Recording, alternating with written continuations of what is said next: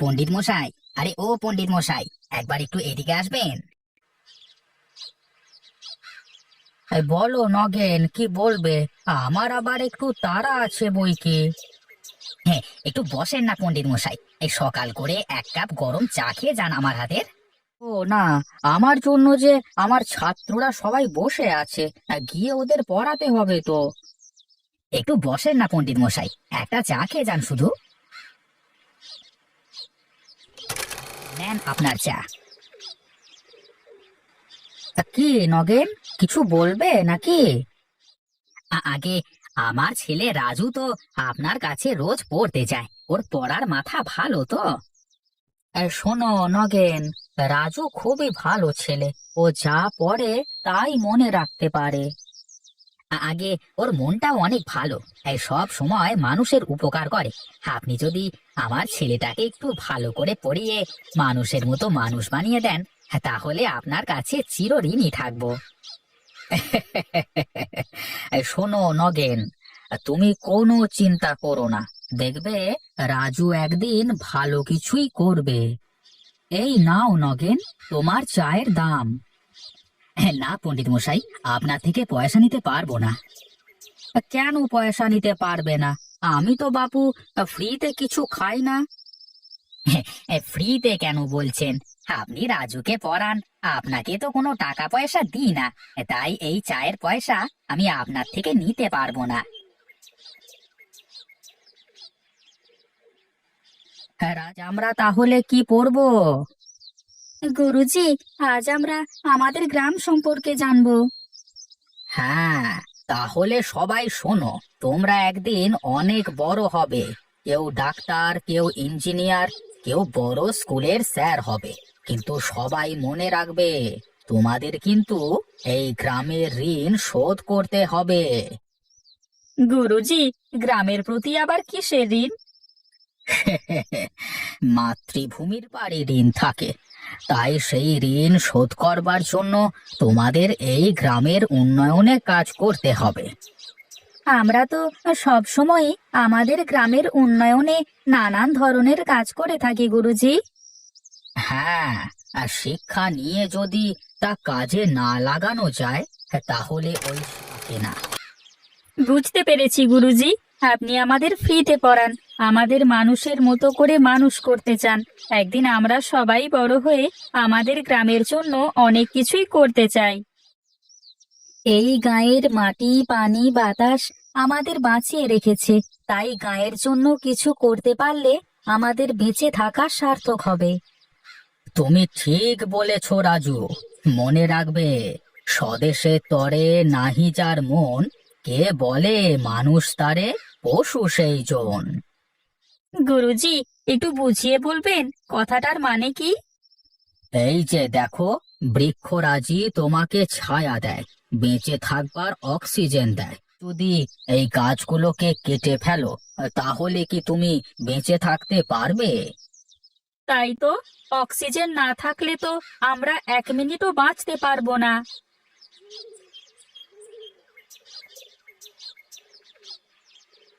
এ দেখ দেখ প্রকাশ, পণ্ডিত কেমন সবাইকে পড়াচ্ছে। আরে হ্যাঁ হ্যাঁ, সবাই একদম পড়ে পড়ে মস্ত বড় অফিসার হবে একদিন। এই শোন প্রকাশ, এই গায়ের মধ্যে পণ্ডিত যেভাবে সবাইকে লেখাপড়ার জন্য বোঝাচ্ছে, তাতে করে আর দুদিন পর থেকে সবাই লেখাপড়া শুরু করে দেবে। হ্যাঁ, তার আগেই আমাদের কিছু একটা করতে হবে। কি করতে চাও দাদা? আমাকে কি করা লাগবে শুধু বলো। এখন কিছু করা লাগবে না, এই চল চল, যা করা লাগবে পরে বলবো।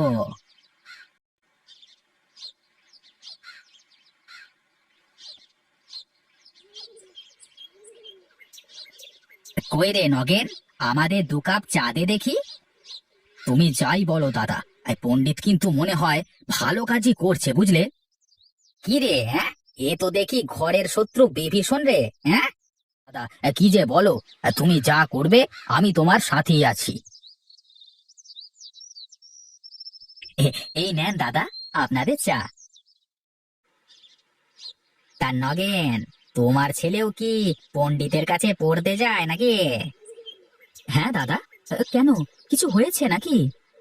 না, কি আর হবে, এই লেখাপড়া করে মানুষের মতো মানুষ হবে, হ্যাঁ, এই শহরে বড় চাকরি করবে, তারপর বাবা মাকে বৃদ্ধাশ্রমে রেখে আসবে। চারিদিকে তাকিয়ে দেখি এই সবই তো হয় এখন, হ্যাঁ, তাই না? হ্যাঁ, তুমি ঠিক বলেছো দাদা। এখন শহরের মানুষগুলো আর আমাদের গায়ের লোকজন যত কষ্টেই থাক, বাবা মাকে তো আর ফেলতে পারে না। তা অবশ্য ঠিক দাদা, কিন্তু সবাই কি আর একরকম হয়? তা তোমার ছেলেকে ডাক্তার না ইঞ্জিনিয়ার, তা কি বানাবে বলে ঠিক করেছো? হ্যাঁ, আমি গরিব মানুষ, আমার কি আর সাধ্য আছে? যত দূর পড়তে পারে পড়ুক, দেখি কি হয়। বাহ, খুব সুন্দর কথা। চিন্তা করো না দাদা, শুনলাম তোমার ছেলে নাকি পড়াশোনায় বেশ ভালো, দেখবে একদিন তোমার মুখ উজ্জ্বল করবে। এই নাও নগেন, তোমার টাকা। চল প্রকাশ।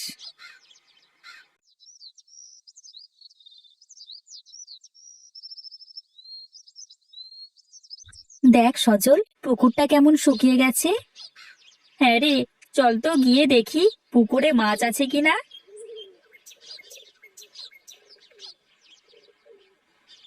রাজু, পুকুরে মনে হয় বুনো মাছ আছে রে, আর একটু পানি কমলে সেচে মাছগুলো ধরা যাবে। তাহলে তো বেশ ভালোই হবে, আমার মাছ ধরতে বেশ মজা লাগে। কিন্তু এত বড় পুকুরে তো দুজনে মিলে মাছ মারা যাবে না, অনেক লোক লাগবে। ও নিয়ে তুই চিন্তা করিস নে, মাছ মারা শুরু করলে তখন লোকের অভাব হবে না। তাহলে আমরা কালই মাছ মারতে আসবো। গুরুজিকে না বলে পড়তে না গেলে পরে আবার বকা দেবে তো। সে আমি দেখবো, এখন চল বাড়িতে যাই।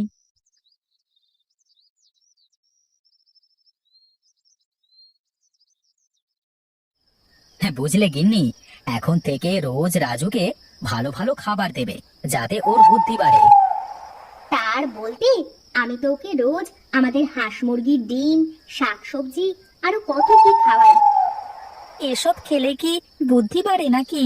এসব খেলে তো শরীরের শক্তি বাড়ে।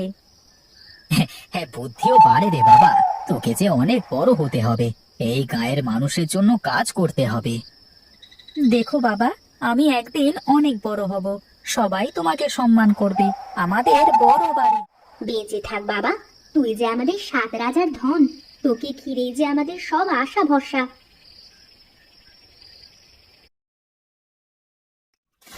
আরে প্রকাশ, আরে ওটা নগেনের ছেলে রাজু, আর সাথে সজল না রে? হ্যাঁ, হ্যাঁ দাদা, তাই তো মনে হচ্ছে। চল চল দেখি ওরা কি করে, ওখানে দেখে আসি। কি গো, তোমরা এই পচা পুকুরে নেমে কি করো? হ্যাঁ কাকু, আমরা মাছ ধরবার জন্য পানি সেচতেছি। মাছ? পানি? অনেক মাছ আছে কাকু, গায়ের সব লোক মিলে ধরলেও মাছ ফুরানো যাবে না বোধহয়। এই সত্যি নাকি? কই, মাছ তো দেখা যায় না। সব তো বুনো মাছ, কাদার মধ্যে লুকিয়ে আছে, পানি সেচা হয়ে গেলে কাদার ভিতর থেকে ধরতে হবে। দাদা, ওরা মনে হয় সত্যি বলছে, বুঝলে? চলো চলো, আমরাও নেমে পড়ি। আরে না না, এই কাদার মধ্যে নেমে কি আর মাছ ধরা যায় নাকি? ছোটবেলায় কি যে কত বলো ধরতাম, দাদা। আর তুমি না গেলে যেও না, আমি যাব।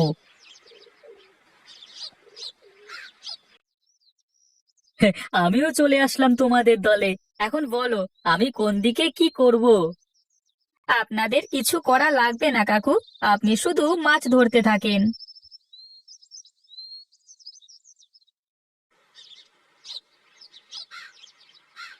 বাহ বাহ বাহ, কি সুন্দর দৃশ্য, সবাই কেমন সুন্দর করে মাছ ধরছে। সজল, দেখ দেখ, পণ্ডিত মশাই। কি হলো রাজু, দাঁড়িয়ে পড়লে কেন? ভালো করে মাছ ধরো। আসলে আসলে পণ্ডিত মশাই, আজ পড়তে যায়নি মাছ ধরবার জন্য। ঠিক আছে, সব সময় পড়াশোনা করতে হবে এরকম তো করে দেখে তো আমারও মাছ ধরতে নামতে ইচ্ছে হচ্ছে। না না পণ্ডিত মশাই, আপনি কেন কাদায় নামবেন, আপনি ওপরে দাঁড়িয়ে থাকেন।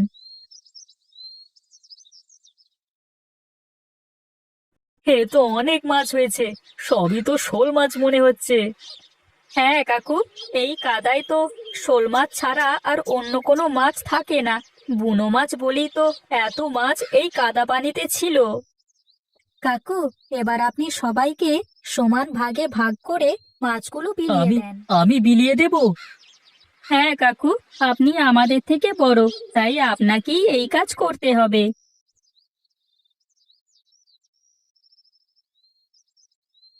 সবাই তো চলে গেল, এখনো তো অনেক মাছ। এগুলো আমরা ভাগ করে বাড়িতে নিয়ে যাই, তারপর দেখা যাবে। এ কি, তোর গায়ে এত কাদা কেন? কোথায় গিয়েছিলি? মা, গায়ের মাঠে একটা পুকুরে মাছ মারছিলাম। এই দেখো কত মাছ পেয়েছি। এ কি, এ তো অনেক মাছ। হ্যাঁ মা, আরো তো অনেক মাছ ছিল, গায়ের সব মানুষকে ভাগ করে দিয়েছি। এ কি, এত মাছ কোথা থেকে আসলো? আর বাবা, তোর দেখেও বুঝতে পারছো না? তোমার ছেলে পড়তে না গিয়ে মাঠের পুকুরে মাছ মারতে গিয়েছিল। বাহ, অনেক সুন্দর শোল মাছ তো সব। হ্যাঁ, জানো গিন্নি, এই শোল মাছ খেলে আমার রাজুর গায়ে অনেক রক্ত বাড়বে। এত মাছ কি করব আমি এখন? বাবা, তুই গিয়ে গোসল করে নে, এইভাবে বেশিক্ষণ থাকলে যে জ্বর ঠান্ডা লাগবে। শোনো গিন্নি, তাজা মাছগুলো দেখে পানিতে ভিজিয়ে রাখো, আর মরা মাছগুলো কুটে ভুনে রান্না করো। এত মাছ কি একসাথে রাখা যাবে? আরে যাবে যাবে, বেশি করে পানি দিয়ে রাখলে সব মাছই বেঁচে থাকবে। শোল মাছ খুব সব। ঠিক আছে, তাহলে তাই করি। বেশ বেশ, তাই করো। আমি একটু দোকান থেকে ঘুরে আসি তাহলে।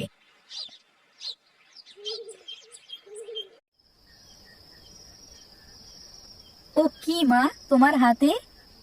তোর জন্য মচমচে করে শোল মাছ ভেজে রেখেছি বাবা, খেয়ে দেখ, ভালোই লাগছে। মা, বাবাকেও দাও তাহলে। এই নে, দু বাপ বেটা একসাথে খা। বুঝলে মা, শোল মাছ খাওয়াও যেমন মজা, কাদাতে শোল মাছ ধরাও তার থেকে বেশি মজা।